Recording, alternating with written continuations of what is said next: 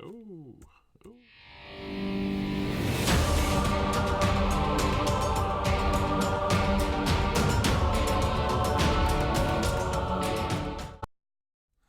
Now we're live. We're live again. Hello and welcome to Monday Hobby Hangout. It's not really a Monday musing. It kind of is a Monday musing. To my right, I have Jack over here, who's currently working on, what are these things?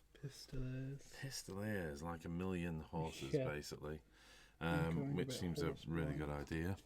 So hopefully you can hear Jack. He's going to be muttering away as he does some gaming. Maybe I can swing the mic over his way a little bit and you can still hear me. That should be good.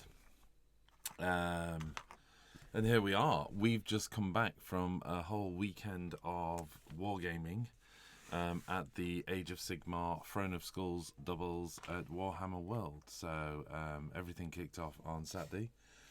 We were there on Friday. We were there on Friday for a practice game, weren't we?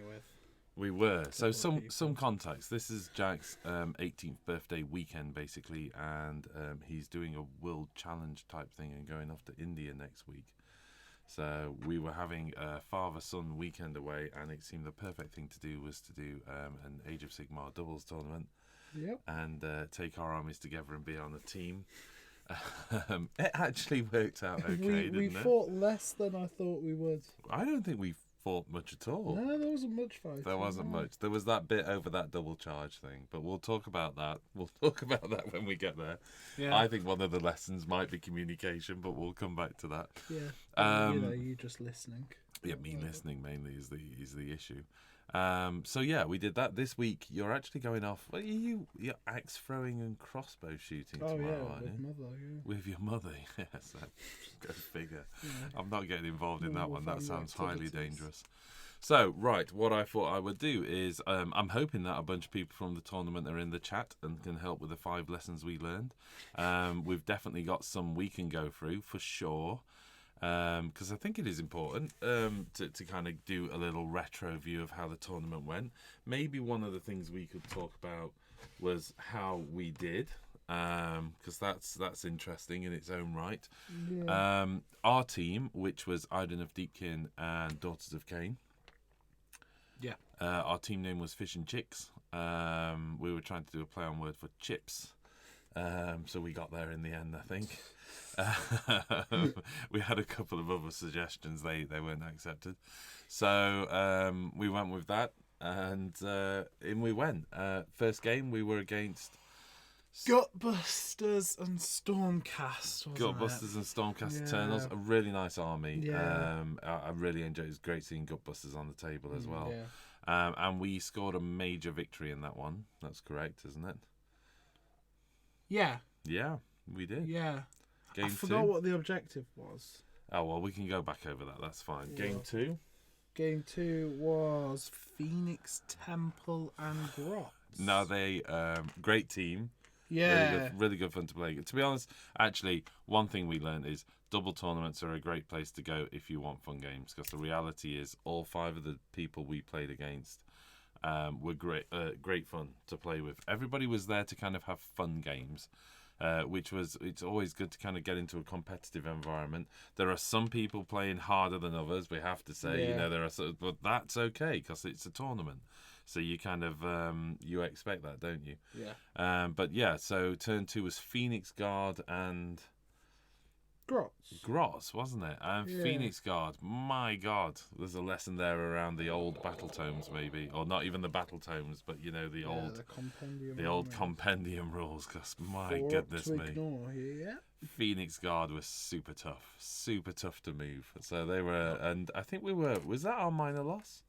That was a minor loss. Yes. That was a minor loss. So to get a minor loss, in case you've not done one of these things before, because this was taken hold, wasn't it? It was taken hold. We drew on points, but they had inflicted. Well, sorry, none of us grabbed the objective. Yeah, none of us grabbed the objective. Damage. We drew on points, but because they'd inflicted more damage, that gives them a minor victory over us. And I think that's because we'd been throwing stuff at this wall of Phoenix Guard. Yeah. And that Phoenix Guard just refused to die. So still, fun though it was. Yep. Game 3, This is now the end of the day, and we're running late as well, so everybody was feeling quite hot and tired at this stage. It was like 40 degrees in there. Yeah, at least 40 degrees Celsius inside the room, especially in the last game where clearly the air conditioning works on a timer. So the aircon kicked off for the last half of that game, didn't it? And that was against what? Wait, Zeech was next day, No. so I can't believe we've forgotten. Come on, Jack. Korn and Beastmen. And Beast. Beastmen, Yeah, well, it was Beastmen, but it was mainly beasts, wasn't it? Yeah. So we had a Korn army with beasts, and although it was Beastmen, there were very few Beastmen in there. Yeah. And we saw some great things. Four cockatrice? 3 cockatrice, 1 in summoning, yeah. 3 cockatrice, 1 in summoning, yeah. And then endless spells like the big raging bull thing. Really cool looking army to be up against because you had these big monsters kind of flanking the Korn main advance down the centre. Yeah. And inexplicably, we got a major victory in that. Yes. Do you know how we got the major victory in that? No, it was quite confusing, but we did actually manage to get a major victory. I think we just managed to sneak some points at the end, didn't we? Yeah, it was your eels just eating. My eel's just been super, super mobile and refusing to die. So I've got a newfound respect for Ishlan Guard. Yep. That 4-up unrendable save, which can go to 3-up on the charge, is a really useful unit. And one that I've kind of ignored in the past. So I'm glad that I made those little Ishlangard monsters for those of you who didn't see them complete. So that's what they ended up looking like. And we'll get those on the other camera later. Then we moved into day 2. We were a little bit fresher. Wow. Well, the room was cooler. We weren't particularly fresh because we ended up on a bit of a night out, didn't we? Little bit of a night out. So there was Rachel and the gang and Toby and all that lot. Yeah, it was definitely Toby's fault. But even so, we were there, we were on time, and we were relatively fresh. Yep. And we walked straight into Zeech and Daughters of Cain. And the 2 ladies that were playing that team were spot on. They got their game face going. They knew what they were doing. They were great fun to play against. They knew what they were doing as well. They knew their armies. Yeah, but it's also a pleasure to play against someone who knows their army. Yeah.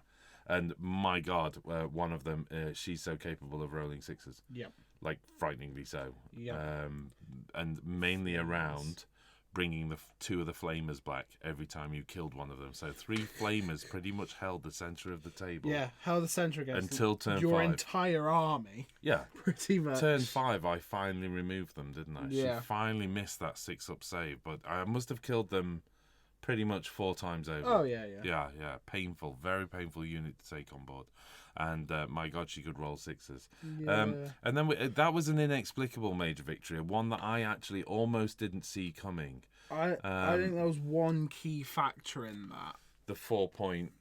The 4-point. We grabbed a 4-point objective in their territory simply because we just about outnumbered them. Well, we did outnumber them, but they got there were big models at the back, and you pulled off a ripper of a spell. Oh, yeah, because we were playing in the Realm of Light.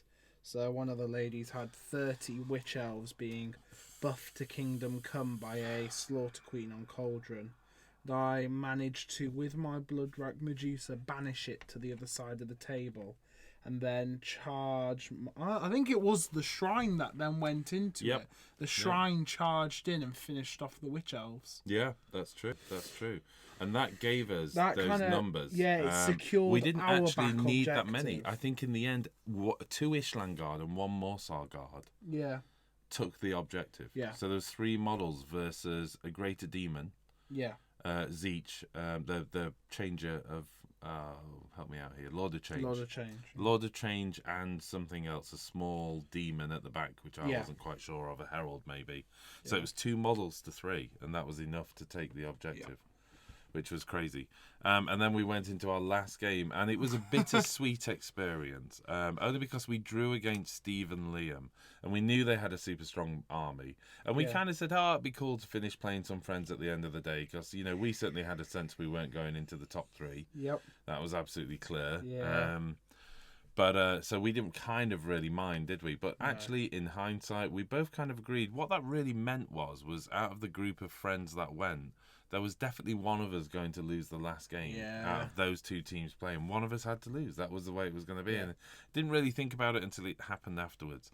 And that was 22 points to 26. So a pretty close match. Which we were expecting to get like 0 points. We were expecting to be gone by Some turn 2. dirty tricks from me with my Kinare objective grabbing. The Kinare keeping a keeper of secrets They in were combat amazing. by just They were retreating out of amazing. combat. They were absolutely amazing. Holding the an Canary. objective. Yeah. Right. Game winners. What I'm going to do. So that was the weekend, and ultimately that put us into 17th place at the tournament. Yep. Yeah. So, and we'll go through what the other teams achieved and those kind of things. We'll have a quick chat about Hero of Legend as well. Yeah. Because I entered my Idenuf Deepkin Voltornos into the Throne of Skulls Hero of Legend painting competition. But we'll come to that when we get there. Let's catch up on the chat. See who's in there. Say hello to everyone. So we've got Patrick, who's literally been back in Germany for 15 minutes after playing at the tournament with Rachel. Coleman's in the chat there. Furious George, am I shrinking? I think that's from the thumbnail. I you know what? My back was in pieces by the end of the week. I think I was just hooked over, hanging on to you, wasn't I? Demon Lizard from Outer Space says hello everyone. Vampire says hi there, and Dipimus Maximus Phil isn't shrinking, he's standing in a hole. Thordlim, yes, it's that time again. David Ellis 636 says, sup Pete's, David, we looked out for you, where were you? Furious George says, a late happy birthday, Jack. Thank you happy very birthday, much. Jack. 18 years old, that's it now. That's it, my job is done. I can relax. Yeah. Give that white with some tissue before you put the lid on. Quick hello and says Wave, says Martin Dix. Hey up Coleman. Furious George says, did Rachel get everything painted in time? Well, Rachel's army was painted in time. Yes. But should we leave it there? Or should we talk about how Jack completely pulled Rachel out of a hole by finishing off her 20 skinks, painting 3 Ripidactyls and basing everything and magnetising all the bases for her? Thank you, contrast paints. And I'm sure she was meant to buy you a drink. Yeah. Did she? I think she did. Yeah, I'm sure. Yeah, she did actually when she first arrived. Sure, One though, you know. DJ's your lucky one. I popped in briefly to Warhammer World, spotted Rachel, but couldn't see you, Phil. Well, we were somewhere, but oh my god, it was so busy in there, wasn't it? Yeah. We were melting under the parts of the room that didn't have aircon. It was a very good turnout this year for people. Yep, Vampire says, I'm new here, glad I found this channel. You guys are great. Oh, thank you very much, Vampire. You're great, and I really like your name as well. How did you get that? How did you get the name Vampire without before somebody else grabbed that? YouTube first came out. Or nobody thought of doing it, but even so, cool name, and glad you're with us. Thordalim says, my job is done. Closes the paint pot. Oh, well done, Thordalim. Put something up on the community, and we'll have a look at what you've been working on. Okay, so that was how the day went. We came in 17th. I think the Warhammer World community, they posted up the results, so maybe we should have a quick look at this. I don't know whether this is going to work too well on camera, but let's give it a go. That's the wrong camera, that's the wrong camera, that's the right camera. So what have we got here? That's showing, but it's right at the bottom of the screen. There's not a lot I can do to help you out. Oh, maybe I can click on. No, that just goes back. Maybe I can click on. No. That doesn't help either. Oh, it kind of does. Okay, so there we were. Number 1 was How to Pleasure Your Dragon. Team number 26, Chaos and Order. Yeah, very interesting army. It was 24 game scores, so that's a clean sweep. So 3 teams had a clean sweep in terms of 5 wins. No, that one didn't. 24, 6, 12, 12. Oh, no, that's 4. Yeah. Oh, right. Nobody won all 5. Nobody won all 5 games. That's an interesting one, of course not. But the How Pleasure Your Dragon got 5 favourite game votes, 4 favourite army votes, giving them a total score of 51. Interestingly enough, quite a low amount of enemy units destroyed as well. Yeah. So really nice. They seem like a nice bunch. We never got to play against them, but they seem like a nice bunch. They were certainly having a big laugh in their corner, so that was fantastic. I mean, I think it was Dragon Knights and a Dual Keeper list. Something like that, wasn't it? Yeah. I'm not going to go through all of these, but let's jump down to the people we know then. And we'll mention some people along the way. Baby Shark and Barney and the Dinosaur, I believe, got best army, didn't they? Yes. Was that right? Yeah, so congratulations to those guys. I think. So in at 13th place, which makes no sense whatsoever, is Blue Shroom Gits. Can you guys see that? Yes, you can see that on screen. So this is Mark Potter and Toby with their double grot list. Double grot list. So this is Gloomspike Gits, and they scored 6 points. Is that right? No, that's right. Is it? No. Yeah, total gaming score was 10. So that was a win. And a minor win. And a minor win, yeah. Giving them 4 favourite game votes and 4 favourite army votes. And that's what really helped them out here. Because that pumped them up to 34. Even though they destroyed almost nothing. I'm actually, can't find my camera, super pleased for them. Yeah. Because out of the 4 teams that we came in, they won the least amount of games. Yeah. But they went with the absolute intention of, we're just doing fun. We know our army isn't overly competitive. Yeah. It's capable of winning games, but quite situational. Yeah. Like the very last game was ideal for them. Yeah. And we'll talk about that in a bit in terms of holding objectives. Because I think that's one of the good lessons to take away from that. Yeah. So they did really well, and although they lost most of their games, they actually came the highest out of all of our teams, which I think is absolutely fantastic. So I'm so pleased for those guys. Their reaction when it was when they were announced as the highest destruction army, so they won the highest. I can't remember, mega bosses of destruction. Toby literally fell off his chair. It was great fun. It was brilliant to see. Coming in after that, then. Well, no, I think you went past Passionate Pain. That was Stephen. Oh, sorry. Number 11. Oh, no. Oh, Steve will never forgive me. Actually, Jack has just pointed out that actually our top ranking team was Passionate Pain. You know why? Because their name was Passion and Pain, but they mistyped, and that's why I hadn't noticed it.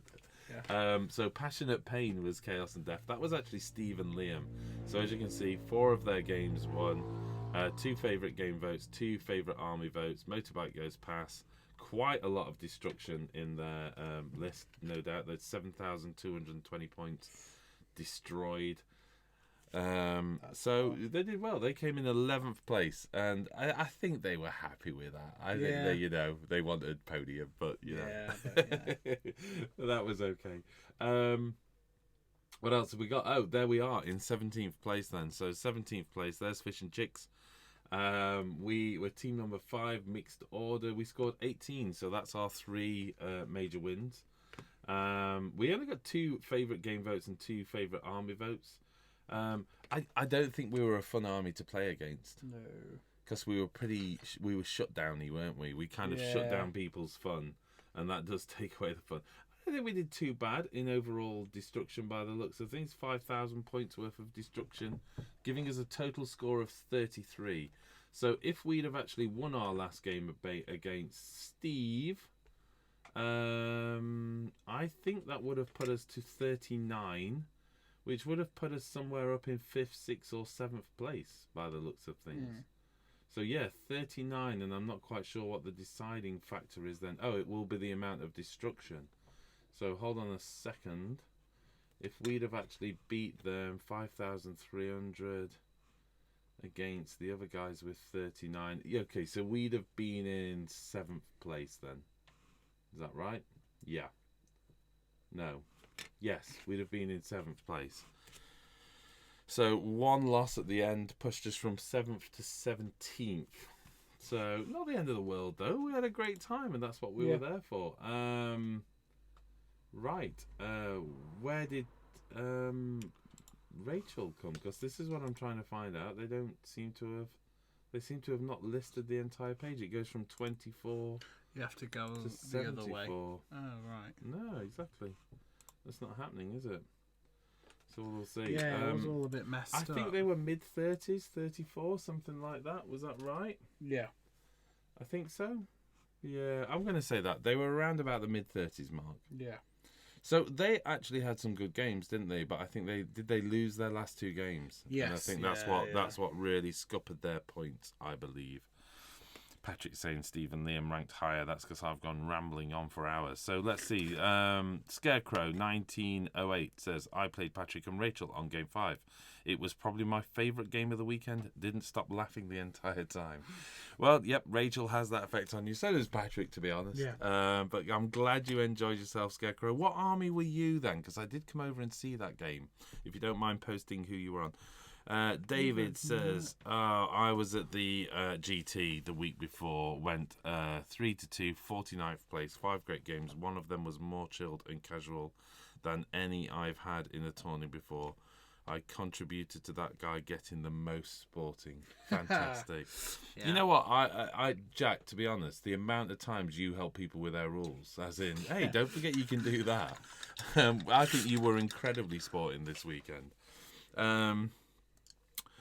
Right, Patrick also said 35 place. I think it was for Rachel and me. Well, there you go. It was Nurgle and Skaven in that last game. Yeah, so Scarecrow was obviously one of those. Guys, me and Liam played in the last tournament. Oh, those guys are great. Yeah. Sorry, is that Scarecrow? Right. Okay, so I know you guys. You're brilliant, and your armies are fantastic as well. So congratulations on your win. So we've got some stuff going off, some images from the tournament as well. Maybe we can have a quick look at this. There was some photos here. So this was some of the armies that were on display at the time. So this was the armies on display. I'm trying to remember which army actually won in the end. It wasn't the Destruction Army, was it? Was it this one? I think it might have been. What are you looking for? Beastie Army. Is that the one? Might have been, yeah. Might have been, it says number 1. Apologies, because you know what? Although I saw the team taking their prize, I didn't actually manage to work out which army was which. That's Freeguild Army. That was Freeguild. There's some very cool models in there. Oh, the Stormcast Army with the Star Drake was beautiful. Was great. That was great. And I love that conversion as well. Yeah. I'm sure Liam was pleased to see that, because he's built one of those. Oh, he did it with a Gorgon though, didn't he? And I love the War Mammoth conversion. Mumakil. Yeah, from the Mumakil. Which was great to see, and I don't think there's a shot of it from the distance, but you can see Blood Reavers hanging around on top of it. I think it looks great. Works for me. This Slanesh was quite wonderful. Yeah, that was great. I think did that win the Monster one? Not quite sure. So there you go. So the only thing I did was enter Voltornos. Somewhere down here, Voltornos is in there. I entered him into the Hero of Legend. I'm not sure I got a photo. Did I? I'm sure I've seen it at some point. Why don't I just show it on my screen instead? I suppose. Should I just do things difficult? Yeah, let's do this. So this was my model. This was Voltornos. At the state he went to the tournament. So there you go. That's what he was looking like. And there's a little bit of a secret. He's not quite finished. And even worse, I dropped him the day before the tournament during the jazz match. Bailed him off the table and broke his cloak. I'm going to zoom in on that because I was gutted. So there you go. You can see the corner of his cloak missing, which I managed to hide a little bit by sort of turning it around away from the cameras so you couldn't see it. So there you go. That was Voltornos entered into the Heroes of Legend, and I was super pleased and incredibly shocked, to be honest. And even worse than that, not really particularly well informed, to win the Hero of Legend. So that was voted the favourite character model, wasn't it? I think was the definition of Hero of Legend. The favourite hero model, favourite hero model. And the maximum it could be on was a 60mm base, I think, which Voltornos is on the 60mm base. Yes. So perfect. I was blown away, and I also misunderstood the prize I won because I wasn't expecting to win anything at all. At that point, we were at the end of Game 5, and I was a little bit burnt out, and I was quite tired, and I was thinking we ought to be getting home anytime soon. And suddenly they said my name, and I was like, what? So I went up on the stage, took my certificate, kind of grinned, had my photo taken, walked away from it, and then watched 2 more announcements, thinking, congratulations, those kind of things. I was thinking, wow, I got 3rd place, for the painting, thinking those 2 were like 2nd place and 1st place for the Hero of Legend. Yeah. And it was only afterwards you guys explained to me, no, that was actually for the monster and the unit painting competition. Yeah. So I had actually won the character painting competition. Stephen Liam came in 11th, Jude. And Phil, you are my hero. Oh, thank you very much, mate. So there we go. One last mention before we get into lessons learned now, which was the guys who looked after my iPad Pro for about 2.5 to 3 hours before I realised it wasn't in my bag. And I'd kept it safe. They were playing a game. And our core rulebook. They kept it safe. They were playing a game, and they saw me panicking and strutting around and went, "Is this your iPad Pro you're looking for?" And I was like, "Oh my god!" So yes. So thank you so much for the people who babysat my iPad Pro until I realised I'd actually left it on a previous gaming table. So yes, great bunch of people. I ducked back to the table, dropped off a handful of dice for everybody who was on that table, and a handful of the little 3-inch battle measures. Yeah. I was just like, "Thank you so much. Here's some things," and kind of threw it at them and ran away. 2 days after the first leaks, I built my first 6 Sky Wardens ever. First leaks. That model is superbly painted, sir. Thank you very much, Vampire. Caradons? Has there been some leaks about Caradons? No. Okay, coolio. Anyway, so there we were. We'd finished the tournament. We were all a bit tired. We stood outside and had our little group shot done, which was very nice. And that's on the thumbnail of the image. Why Toby's so small in that image? For some reason, he did that cool thing where you kneel down to kind of so people can... And then, of course, it doesn't work on the thumbnail, does it? No. So that broke that. I'm trying to find... Should we go through some more? There are some more pictures on here. So I'll tell you what, I'm going to pick up just some of the stuff so people can see what it was like in Warhammer World. As you can see, it's... what's going on? Warhammer World? Yeah, it is. Yeah. That's... Oh, wait. That's a different tournament altogether. Yeah. So maybe we've just gone to previous images. Okay, so let's not do that then. Right, I'm going to scroll all the way up to the top and see what we get. I think that's it. They've not actually posted up, have they? The because they take photos, don't they, of what? Of the winners and things like that. And yeah, they haven't posted them up. But I don't think they've posted them up yet. So let's not worry too much about that. Right, Wolf Wraith, seen you guys at the tournament, look very busy, but glad you guys had an awesome time. My first time at Warhammer World as well. Well, what a weekend to choose, Wolf Wraith. It would have been nice to see you. Pop over and say hello next time. We were pretty busy, but there's always time to say hello. I remember in the middle of one game, I managed to give the full specification of the 3D printer and with links on the internet, and offered technical support as well, and swapped emails just whilst moving models around at the same time as well. And they were with the people on the opposite table to us. So these things are usually quite good fun and relaxed. And I think it's appropriate that you make sure the game is flowing forward, but I think you were taking care of a lot of... I don't think I had much left on the table. I think I had one model left at that point. I'd proper wiped out at that point. Which is normally what my job is, but...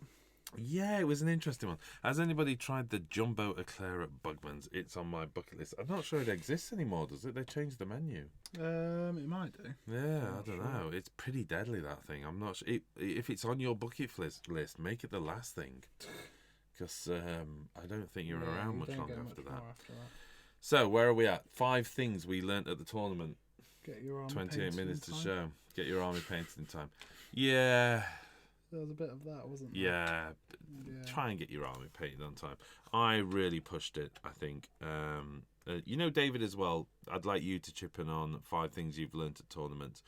Getting your army ready on time to get some play testing done. Yep. I think that's lesson 1. I'd played 2 games with the Iden of Deacon when we went into the tournament. And although they are... I would argue, particularly my list, and you would definitely argue, quite simple. Fairly simple to remember. 3s and 3s. And when you've got that, it's only a question of where your modifiers apply. I was 3 ups and within 18 inch of Voltornos re-rolling 1s on hits. My entire army had re-rolling 1s for their mounts. Which is rolls. re-rolling 1s of wounds for mounts. Which was quite useful. It was pretty useful, and then on turns 2 and 4, I was also re-rolling 1s to hit across my entire army, irrelevant of the bubble. So I did get myself into a tiz a couple of times, but luckily you were there to remind me what the hell I was actually meant to be re-rolling. The other things I forgot to do then, I think only twice in all of the several charges that Voltornos made did I apply the D3 mortal wound damage on the 2-up when you charge. So that was a given that I would forget that. So not having that playtest time in meant I think I was a little bit slow. We got to turn 5 on every single game we played, didn't we? Yes, yeah. Which is definitely better than the previous year, because there was definitely some games we finished on turn 3. And you were pretty much working out what would take place in turns 4 and 5. So it was nice to know that you'd completed the game. Yeah. Because I think that helps, and it helps your opponent know that it either was or wasn't a victory. Yeah. And you've got to the end of the game without having to kind of work out where it would have gone. And you're not in that situation where you're saying, if we'd have had one more turn, we'd have had that game. It's... Yeah. So I think it's important to be able to play your game fast enough. But we didn't encounter it. We had a few games that ran over, for sure. We ran over by 10, 15 minutes, so both players got their turn 5 in. Yeah. We were only chased once for our scorecard, weren't we? I think that was the end of the first day. They were kind of coming over and going, we really need your scorecard now. And we were like, literally 2 more combats to do. Compared to Mark, that was still playing theirs when the teams came up. It did, yeah. Right, what else? Debbie said, I guess it would be the same as the Phoenix Guard you face, but tougher and hit much harder. Sorry, that's the eclair. 5 things. David Ellis is putting his number 1 in. I'm going to do your top 5 in between our top 5 then. Number 1, everybody makes mistakes. Never assume cheating. I don't, but I've had some funny looks when I forget things. That's definitely fair enough. Yeah. I can say without doubt there were times when I re-rolled wounds on my weapons and not just my mounts. I think it happened a couple of times. Yeah. And it's only after you've put the dice away you've gone, hold on a second. It was never on one of the big important ones. It was mainly the Ishlan Guard. It was never like the big important charge with the Morsar Guard where it would have had a massive impact on the game. Reality is the Ishlan Guard barely served out 4 or 5 wounds in any one particular game anyway. Yeah. But I think there was a couple of times I re-rolled wounds on the Sabres. Maybe. Yeah. You get to the end of the turn and you go, I think I messed up there. But maybe not, because you were there to remind me most of the time. You had to slap your wrist a couple of times when you were did picking up your wands. Yeah, that's true. Yes, yeah. The other thing as well was just remembering that 6-up ignore within that 6-inch bubble of... Yeah. Oh, and the boats actually do mortal wounds as well. Yeah. We rarely remember the boats dishing out mortal wounds. In fairness, though, when we did remember the boats dishing out mortal wounds, they rarely dished them out. So that's another story. I think there was a few things around gameplay that was interesting. For one, models own objectives. And this is not necessarily a lesson we learned for the US team from the tournament, because we were aware of that, thanks to, I think Luke had clarified it before we went out anyway. Yeah. But it's a common misconception that units hold objectives, and they don't. So at the end of the turn, you count the models within 6 inches of the center of the objective, and whoever's got the most models is holding that objective. Yeah. Simple as that. There's nothing else to add to that. The only thing you would add to that is no model can hold more than one objective. So not unit, no model can hold more than one objective. Yeah. So you do have to choose which objective the model is holding. And a lot of people didn't get that, and I think a lot of people could have done better by holding multiple objectives with single units. I think, and certainly Potter and Toby weren't aware of that. And we pointed it out to them, and they've got a 60-man grot unit. Yeah. And that thing can hold, in their last game, one unit was holding three objectives. They were holding the 2 flanking ones on the center objective. Yeah. With one unit, which is brilliant. And that unit was buffed up to hell because of the moon. It was doing really well. So I think that's important. The other thing that we encountered was there was one point where we retreated from a combat to grab an objective, and the player said to us, the compressor's ticking over, but I'll keep pushing on. Sorry, I've just been painting models. They said you can't hold an objective if a model has retreated, but I've checked both the retreat rules. The retreat basically says if you retreat, you can't charge and shoot that turn. Yeah? So that's the only limitation. It doesn't say anything about holding objectives. And in the objective section, all it says is at the end of the turn, you count the models within 6 inch. Yeah. So there's nothing about don't include models that retreated that turn. Not that I could find, and there's not a lot of rules in the rule book, as we all know. So I think you can hold them. As it happens, we never did. But it was in that one game where we were saying, actually, if we retreat those guys, we could take that objective. And the players went, no, you can't take objectives.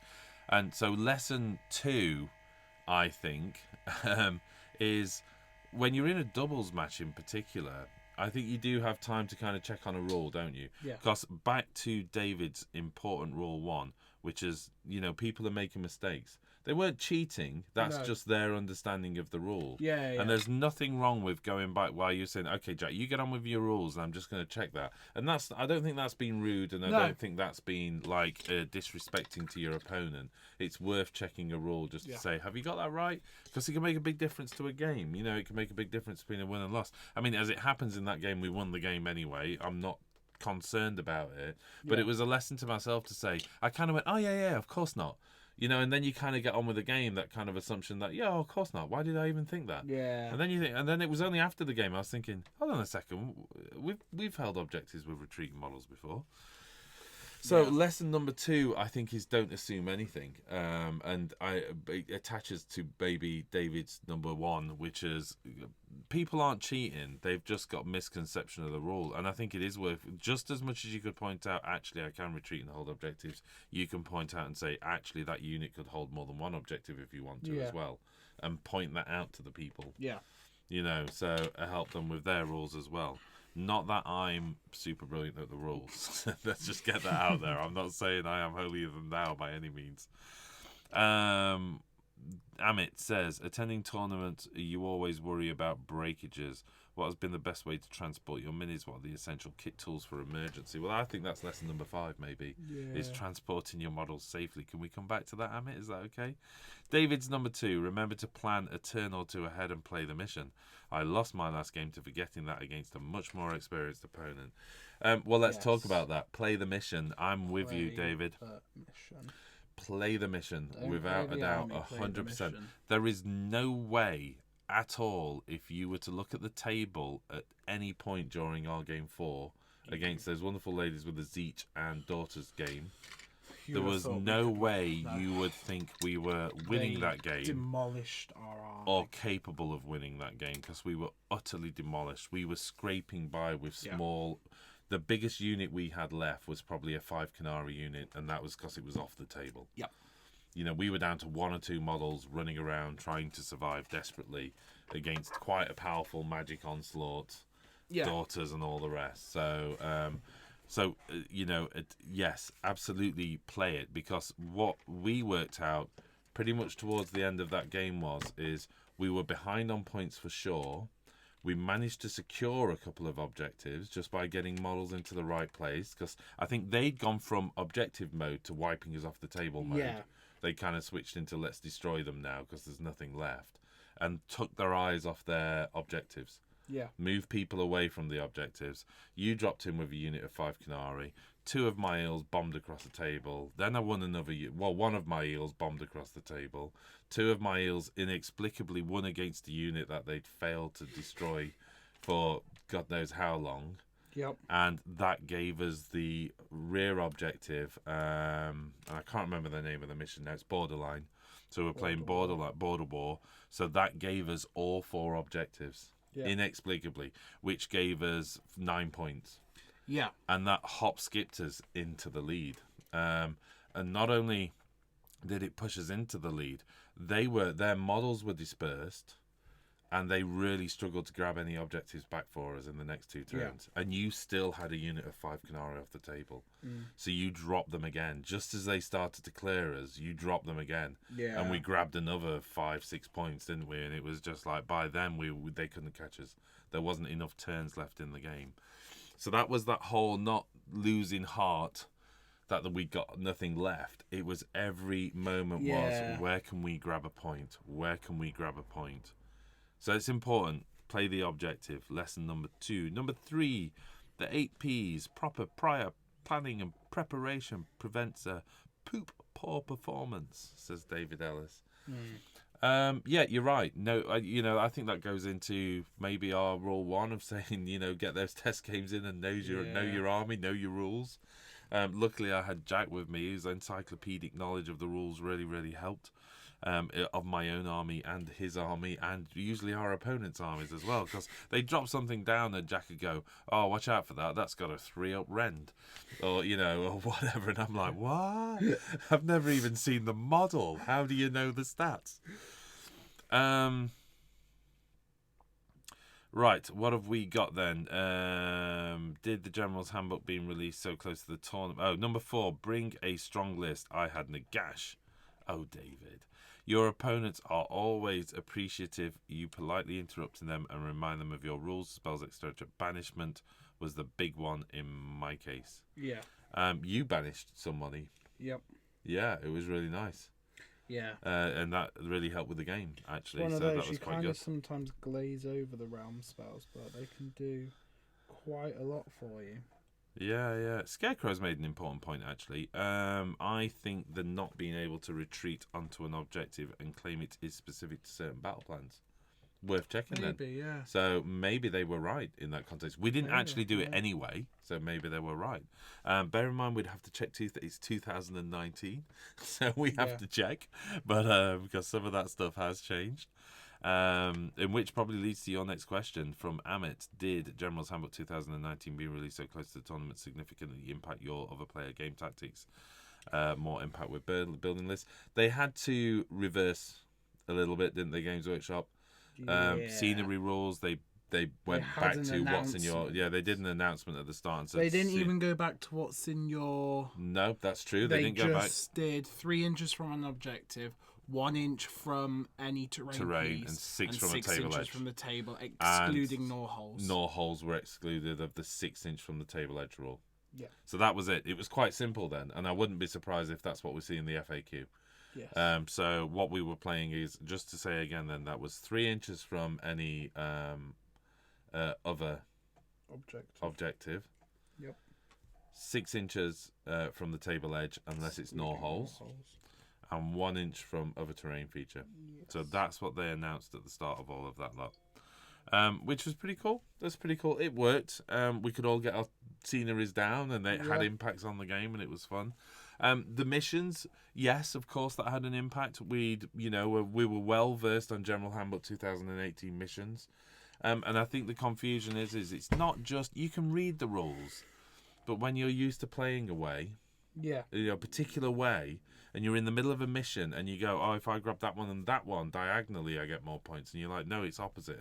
And little shifts in some of the rules. I could be wrong there, but little shifts like that can catch you out. Where just when you're tired at the end of a mission, at the end of a game, and you're kind of trying to work out where you can catch those points, and then you find out actually the mission's altered slightly anyway to how you accumulate points. So yes, it definitely had an effect. Points changes as well. The biggest impact must have been points Everybody changes. just had to rework Everyone we their list. spoke to had to rework their list. And the biggest shame for me is obviously our idea was, and I think it's actually a shame for you, Jack, because your Marathi is wonderful.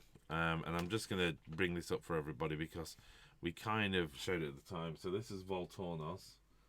And Voltornos was modelled very specifically in this way to go alongside your Marathi. Can I get them both in there? Yeah, I can without breaking them. And as you can see, even your Marathi has little fish and stuff swimming along it and those kind of things. And we had this twisted column, and the twisted column. This is how our army was meant to look.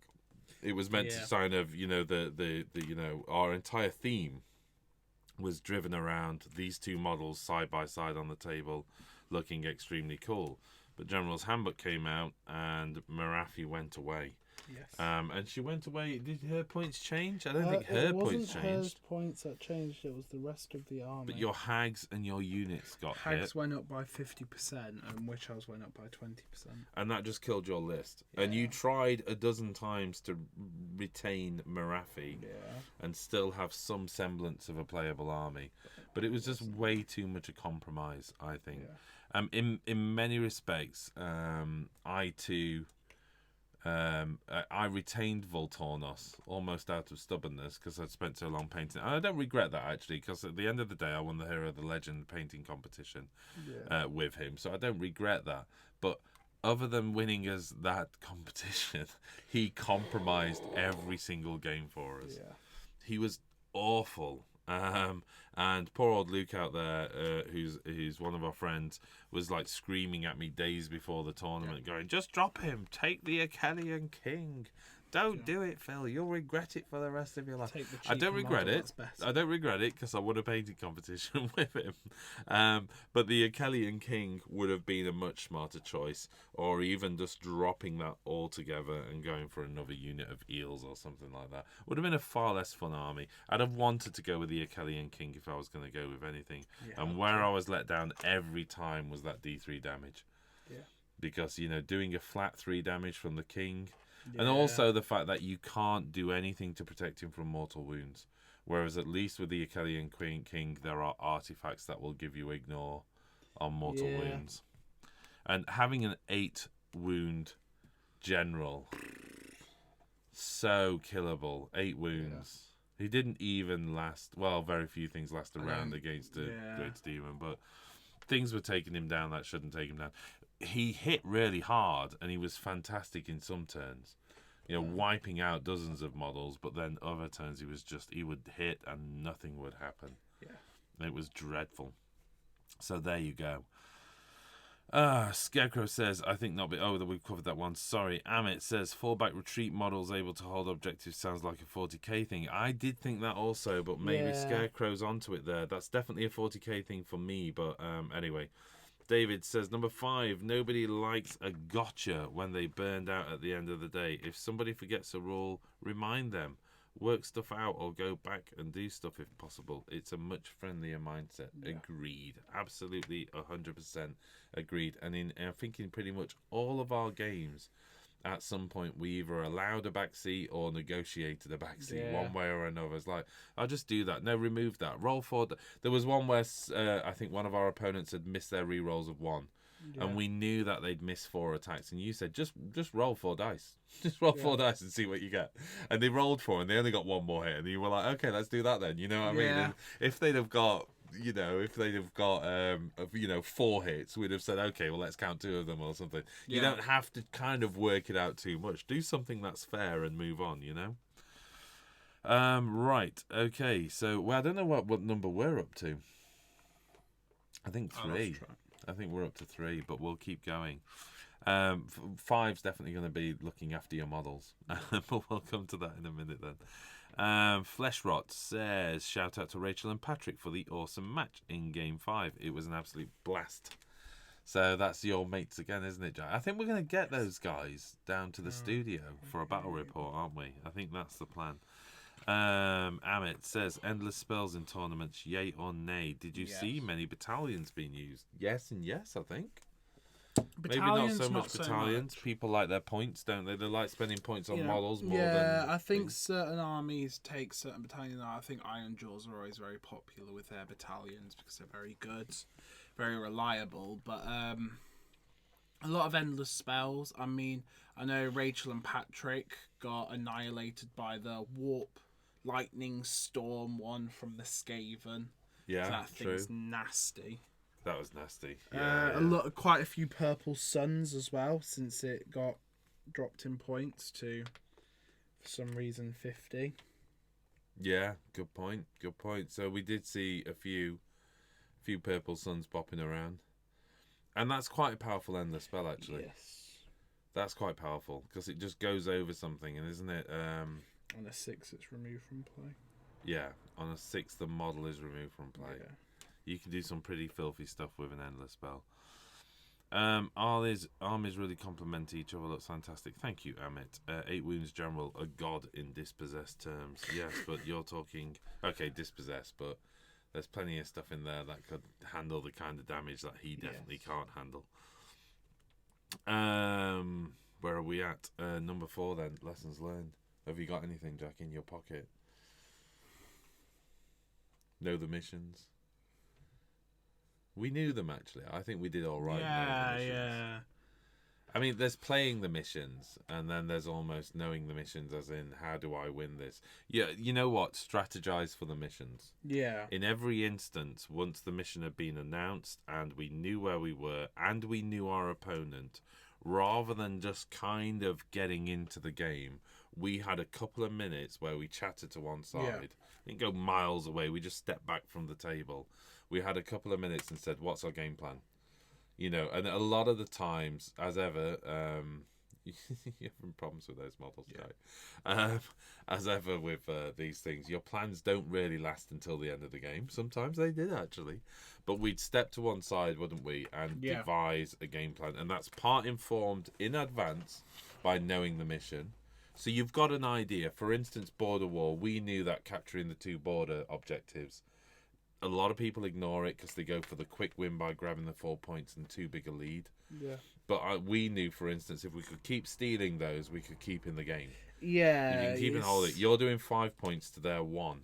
Because you kind of have to remember they're only holding 1 point. So you're getting the 2 from the side and the 5. It's easy to get distracted by things. You know, the clues in the title, Border War, is about the objectives on the border. And then in that war of attrition over those border objectives, when then there's less models on the table, go for the cheeky grab of the objective within their deployment. And that's literally what we did. We grabbed that in turn 4 and became uncatchable. Yeah. Almost to the point where we didn't see that coming. We didn't realise it was that close. We got an idea, but, you know, we got an idea because we knew we'd taken some of the border objectives throughout the game. Yeah. But that was good. Really good. So yeah, know the mission, strategize, and then take 5 minutes before and just double check your game plan. Informed by the opponent you're up against, I suppose. And in that strategy as well, it's that first or second. Go first or... You don't always have the choice, but you need to also think about a strategy of whether you do or don't have that second go, because that double turn can have a real impact. We actually didn't go with it once, didn't we? Because we just decided we weren't going to gain anything from it. Yeah, we decided it wouldn't help us. We're better off with a double turn later. Yeah. It's interesting, isn't it? Yeah. I think another thing is working with your teammate as well. Sometimes it's quite easy to go off on your own and think, right, I'm going to go do this. And then actually your teammate will be like, why have you done that? Communication. Then. Yeah, communication. Maybe we can wrap that point 4 up into communication, which is about planning, but also communication through the game. Yeah. So one slight hiccup from me. We'd had a conversation about me charging my help me out here, Tidecaster into an enemy unit, and I got the Shroud of Darkness so I could tie them up for a turn basically, and say, okay, well, I'm just going to activate that and you can't attack. And then you'd said, actually, they failed to get all their buffs off this turn. Yeah. I remember the conversation now. You said they've absolutely failed to get their buffs off. This is the weakest. I just banished the Cauldron. You'd banished the Cauldron, which had reduced their buffs even more, and you'd got all of your buffs off. So you were super powerful, and they were at their weakest, and you went, this isn't the turn to shut them down, I'm going for them. And I went, okay. And then charged my dude in. Yeah. And then turned to you and went, why have you charged? And you were like, because of everything ago. Everything I just said to you 5 seconds ago. Yeah. But you're tired, and you've been on your feet, and you're thinking. Yeah. And it's quite, stressful, and you're up against 2 other people who are thinking and trying to beat you. These aren't passive things. It's competitive, and my brain just switched off for 10 seconds. I charged her in, and of course she died. They did the right. Interestingly enough, they targeted her. They ignored you, didn't they, at one point? And targeted the Tidecaster because they thought the Tidecaster was pretty much central to our strategy, because in most instances she is. Yeah. Because people use it to reverse the tides, that's what's... But even then, by then, we'd, she'd do, if that was the case. But my general, of course, was Voltornos, because I needed that to take the eels. Yeah. So actually, we saw her as she got a few spells off every now and then. She got a few buffs off every now and then. Yeah. She did some interesting stuff with teleports a couple of times, which was fun. Shut a couple units down. She shut a couple of units down, so she was there, but she was never the thing to survive. No. She was a 100-point giveaway. No, To yeah. stop a really powerful unit from when you stop a powerful unit for a whole turn, Yeah. a combat unit, and you just say, nah, you're not attacking this turn, you've really done them Yeah. for 2 turns, because they then also have to retreat from that combat. Yeah. Yeah. So you can get 2 turns out of that. So that worked quite well for us. Where are we now? Would you play... Oh, wait. Colin says... AJR said, would love to see a battle report of one of these tourney games. Yeah, we could do, actually. We could kind of go over it. One of the things we need to do, and this is not one of the main 5 lessons to take from it, is I need to make more of an effort to record the games. Because I realised at the end I'd taken about 3 photos, full stop. Yeah, yeah. And it's like, next kind time... of get into it, though, And I took a photograph of our card, our battle card as well, and Yeah. the teams we played against. I took a photo of that. I did that for the first 2 games and then forgot to do it, and it's like, I want to be more... Next time I go, I think now I'm kind of getting used to the format. Yeah. I want to be more on my game of recording what's happening there at the time. So yes, certainly one of the things we talked about was recreating taking our doubles armies and doing battle reports with the guys. No changes. You got to take the list. I mean, we've played Steve now, but I'd like to, and we've also played Potter actually. So, Rachel. but we could film them at least, and we could show what those tournament armies plays like. I'd be loath because I'd want to drop Voltornos, but there you go. And that might answer the next question as well. Would you play the same armies again at a tournament now that you have opportunity to iron out the wrinkles and optimize tactics? It's a good army. We knew it was a good army. We just knew it wasn't a great army. Yeah, you would definitely change yours, wouldn't you? I would definitely drop Voltornos. Replace him with will the be Achillean King. No surprise that the Achillean King is currently in the middle of being converted, because I want to create this. So I've got this 3D printed coral. 3D printed coral, and I'm just sculpting off the sculpted base. What I like about this is I didn't realise the Achillean King actually is the opposite pose. I built these a while ago, so he's actually looking to his the opposite shoulder, for want of a better word, than this chap who faces this way. So there you go. It's nice that there's actually more variants to the model than I thought. So the Achillean King is getting sculpted because I actually think he's a much better choice, and you can give him some kind of wound Plus 2 ignore. wounds and stuff like that. Yeah, plus 2 wounds or something like that would really help. Taking him up to... I don't think he's 8 wounds anyway, is he? I think he is. Is he? I think he's 10 Okay, wounds, so yeah, you could take him up to 10 wounds and then look for some other artifact or something to give him a wound ignore. And then I think it'd be a really decent choice. Yeah. So probably what I would do is just swap out Voltornos for a Achillean King and maybe buy you an endless spell with a spare point. It's one of those we looked and we could drop the Tidecaster for 6 more eels. Yeah, but that'd be super boring. Not 6, 3. 3 more eels if the Tidecaster went, but I actually think the Tidecaster's worth it. Yeah. Plus, you can make the Tidecaster the general if you wanted to, I suppose, and go can. that. No, of course you can't because of the eels. Yeah. Okay, so there you go. That's probably what we would do. I think I'd probably keep mine the same. I don't. Yours seem to function really well. No, I yeah. think you did really well. It was a solid army. The flappies coming down at the end were so good to have. Yeah, those the off the table. Kinare were very useful. And most people forgot about them by turn 4. And mostly I did as well. Yeah, well, that's true. Did you see? Hold on a second. Sorry, where were we at? That's wrong. Patrick Messer got 2 pages in their book of grudges. I think I've missed something now. Oh, Coleman and Rachel, I faced a beautiful Dispossessed and Fireslayer army. So the Dispossessed marched directly into the Sylvan of Wood and got munched horrible. Bless. Where are we at?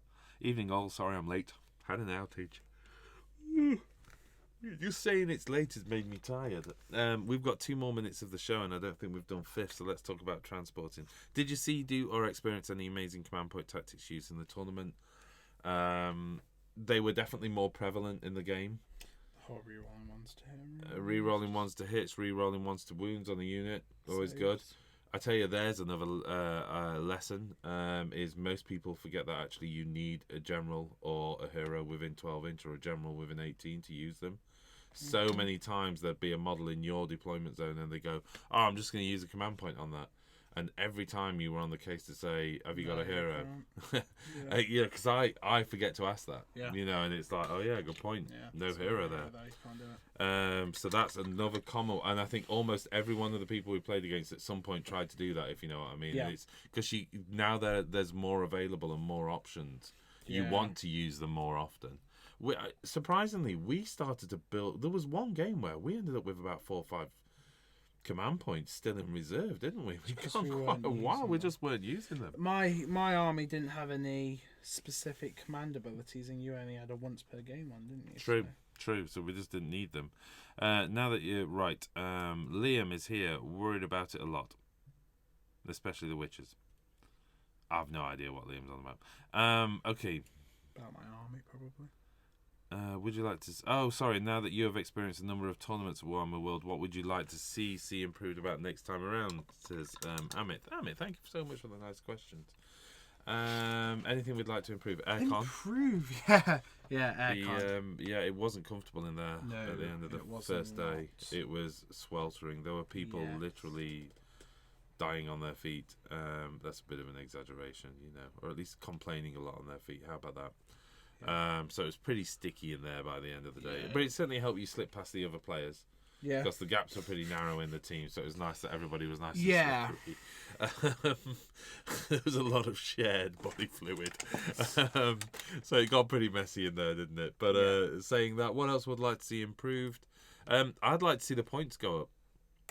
I think a doubles tournament could handle, say, 2,500.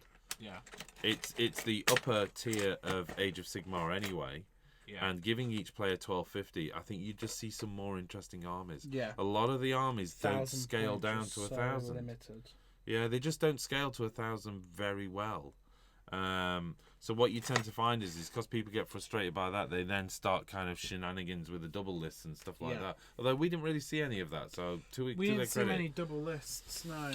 But it's. I think the problem is a double list of 2 1,000 point same faction is so much superior to 2 1,000 point separate factions. Whereas I think if you pushed it to 2,500 points and just gave people that little bit more room for that extra unit, that extra hero, that extra endless spell, whatever it is that's in that 250 points extra would make a massive difference, and you'd probably see more interesting stuff. You would see Daughters with Marathi. You would see Leviathan's inside Iden of Deepkin lists, and I know that somebody bought them, the Teenage Mutant Ninja Turtle guys, who had even put bandanas on their Leviathans. They were top guys. They were fully committed to the theme of their army. How they stayed in that outfit for the first They must day. have been melting, bless them. No idea. So there you go. What are we at now? Any notable use of tactics of terrain or reinforcements from you, your adversaries? Terrain? No. I think everybody pretty much knows what the standard approach is for that. To be honest, I think I was the most mobile with my terrain. Yeah. Because I almost in every instance I tried to block movement and or annoy the holding of objectives. Whereas a lot of like Gloom Spike Gits, you kind of have to deploy right in the middle of your army. It becomes a centre to where you go out from. Yeah. Whereas with Idenif, it was a place we went to, and I think that's a fundamental difference to how you play those. Yeah. I saw some the Khorne. They're not endless spells, but they're not endless spells. The Judgments, they were cool. We played the Khorne guys. We're using the 2 crying skulls and shutting down my wizard. That was interesting. Right, okay. Here we go. Rich Morton. Hi, Phil and Jack. Hi, mate. How you doing? And what's that? Amit says, how many Dreadsaurians did you see? 1, which was there to be summoned by a Sylvaneth list. So there you go. Seraphon. Did I say Sylvaneth? Yes. I did. Right, I think we're pretty much at the end of that. We were going to talk about one last thing, which was 5. Let's do that very, very quickly. Is transport your trays, transport them, magnetic bases, Magnetic transport trays are a systems, lifesaver. and magnetic trays. So the fact that we had the transport system we got was the army case one, where the actual shelf for the case is big enough to be your army tray. So literally to set up, myself and Jack just pulled 2 trays out of our box, put them on the edge of our table, set up, and as we took wounds, back onto the trays and back into the box. Yeah. You just can't beat it. You just can't beat it. It's so much less stress. Yeah.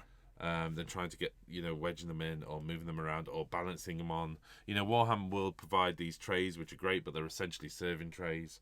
And people are balancing them. They're walking past you with hundreds of pounds worth of models, and they're slipping and sliding from one edge of the tray to the other, and it's like, oh, I'm so, and they're really crowded small spaces. So people bumping into get each yourself, other as well. if you haven't got a large magnetized magnetic storage system, so A-Case do some great cases, and they've done larger ones now, but originally the A-Cases were quite small, and Patrick and Rachel were using A-Case at the tournament. But having a larger magnetized tray, just so you can literally walk around with your army, and if it's really crowded, you can kind of lift your arm and just lift your models above your head and just go, "Excuse me, everyone," like that sort of thing. Knowing that they're not going everywhere, fantastic. Keep pots of super glue on you, because you will break models. And don't deploy your favorite models right to the edge of the table, because that's what happened to Voltornos. I literally just brushed him off with my own t-shirt. Yep. So there you go. Frost and Fist saying hello, coming in at the end of the show, but hey Frost. Attending tournaments, you always worry about breakages. Who has been the best way to transport your minis? I think we've covered that. Who has? Check out any of the magnetic cases. David says, where did you get those magnetic cases from? Failing making one of my own recently. Sam is a big fan of getting the plastic trays, and then hot gluing a metal sheet in the bottom of it, and you're good to go. To be honest, that works perfectly fine as well. We had A cases, and I think this one over here is called Army Case, and I know he ran as a Kickstarter, and I've been trying to buy a second one, but I don't think he's trading anymore, or he's just not got any stock. So I will try and find out for you. If I find out, I'll put a list up on the community. I'm certainly going to be looking into what I'm going to be doing about storage, because I've moved all of my army storage over to a tray system, so that's something I've been working on myself, just because I'm just getting rid of all of my what were those foam cases? KR cases? KR cases. I've just got rid of a lot, haven't I, basically? Yeah. Okay. There we go. I think we're there. Always, though, today it's Frosty Brother. Hey, Frosty. It's the Frosty Brother. There you go. Right, I think we're going to call it a day at that, folks. Thank you very much for joining us. Hope you found it informative as we've reflected back on the tournament scene. Really, really thank you to everybody who voted for my Ideneth Voltornos for the Hero of Legends. I was utterly blown away by it, utterly surprised by it, but also blown away by it. So thank you very much. It's at least inspired me to finish him, because he definitely needs some tweaks, and he wasn't quite there in terms of detailing. So I want to do a little bit more work on the gems and the armor and those kind of things. Yeah. But I'm still blown away. I think people maybe voted more for the conversion than the painting, maybe, I'm guessing. But either way, thank you so much for all the votes. And thank you to everybody we played against for making it such an amazing weekend. Yeah, and everybody who was with us. And the Warhammer. And everybody who was with us, who made it a joyous weekend as well. We did have a lot of fun together.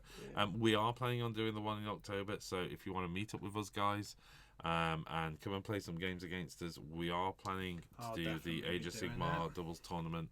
That is usually due around end of September, late October, somewhere between those two. We are pretty certain we're going to be doing that. So love to see more people there, because they are great fun, those things. All right, gonna call it a night. Thank you very much all, and we'll see you again soon. Bye. Bye.